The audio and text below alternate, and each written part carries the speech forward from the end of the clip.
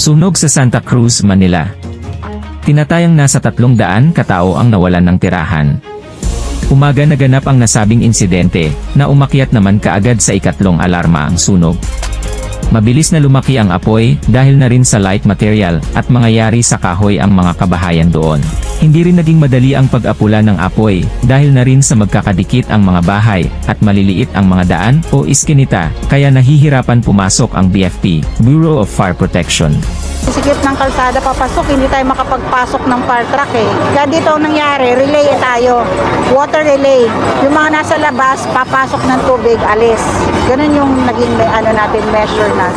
At kinailangan din ang mga karagdagang supply ng tubig.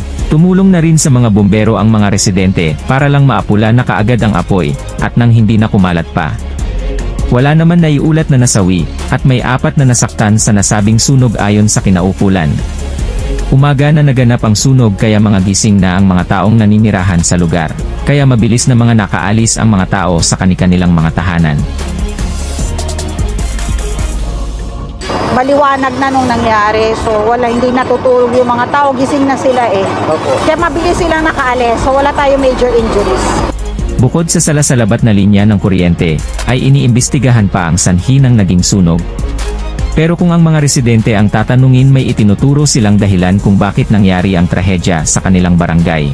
Ilang araw na raw na may ginagawa sa katabing eskwelahan, sinasabi nila na may pumapatak na mga baga sa bubungan ng kanilang bahay, dahil sa pag-aasitilin, mula sa dinidemolish na parte ng eskwelahan.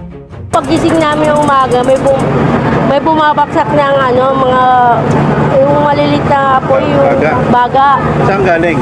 Doon sa kanila, dito po. Anong ginagawa? May inaan sila ng mga may ginagawa dito sa taas. Kaagad naman kinabulaanan ng nasabing eskwelahan ang nangyari.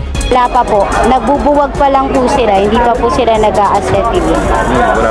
Wala pa pong acetylene kasi mag-a-acetylene pa lang. Nagbubuwag sila. Pagbuwag po niyan is nakita na nila may usok. Pahayag naman ng BFP na wala pa silang konkretong pahayag ng pinagmulan ng insidente. Kaya mas palalalimin pa nila ang investigasyon ukol sa nangyari.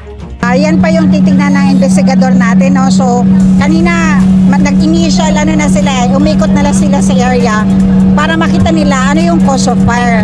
Di pa tayo makakapaglabas ngayon, titignan muna nila kung saan talaga yung pinagsimulan. Ayon sa inisyal na investigasyon, aabot sa mahigit 2 milyong piso ang pinsala sa mga istruktura. Bukod pa ang mga kagamitang naiwan at kinain na rin ng apoy. Humihiling ang mga residente sa mga kinaukulan ng mga pangunahing pangailangang ayuda.